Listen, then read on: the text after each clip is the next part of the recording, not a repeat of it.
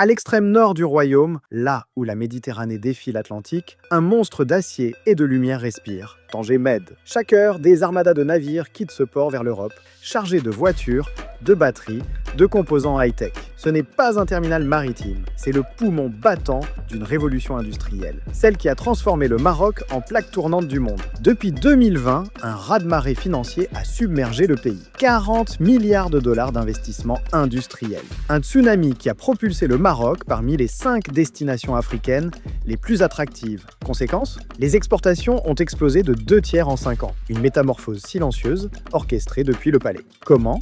Par un pari fou, tout misé sur les infrastructures. Pendant 20 ans, entre 25% et 38% du budget national a été injecté dans les ports, les rails, les routes et surtout l'énergie. Sur l'axe Tanger-Casablanca, les automobilistes croisent des forêts d'éoliennes et des mers de panneaux solaires. Un réseau moderne qui a rendu le Maroc compétitif. Avant même d'attirer les usines, il a attiré la confiance. L'automobile est devenue la locomotive, grâce à l'accord de libre-échange avec l'Union européenne, signé en 2000, puis 60 autres pays, les géants ont débarqué. Renault d'abord, Stellantis ensuite. À Kenitra, leurs usines crachent des voitures destinées à l'Europe. Résultat, le Maroc est aujourd'hui le premier exportateur automobile vers l'Union européenne, devant la Chine, devant le Japon. Un exploit né de la géographie et de la diplomatie. Mais cette réussite dépasse l'automobile. Elle repose sur une position unique, carrefour des continents. Aux portes de l'Europe, à l'entrée du continent africain, le Maroc est devenu une passerelle stratégique. Une passerelle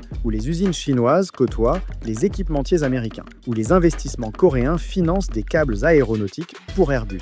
Un melting pot industriel qui défie les logiques traditionnelles. L'aéronautique et le ferroviaire ont suivi. À Kenitra, Simra fabrique 5% de la valeur d'un Airbus A320. À Fès, Alstom produit des cerveaux électroniques pour trains à grande vitesse. Des filières à haute valeur ajoutée qui prouvent une chose. Le Maroc ne veut plus seulement assembler, il veut concevoir, innover. Exporter du savoir-faire, une nouvelle étape dans son ascension. Au cœur de cette mutation, Casablanca Finance City, un hub financier où les géants mondiaux, du sud-coréen POSCO au français Engie, ont établi leur quartier général africain. Symbole ultime de cette ambition, le projet de gazoduc Nigeria-Maroc. 6000 km à travers 11 pays. Une artère énergétique qui placera le royaume au centre des échanges continentaux. Une déclaration géopolitique en béton et en acier. Aujourd'hui, le Maroc n'est plus une simple économie émergente. C'est un hub industriel et commercial. Un carrefour où les capitaux chinois rencontrent la technologie européenne, où les matières premières africaines transitent vers les usines marocaines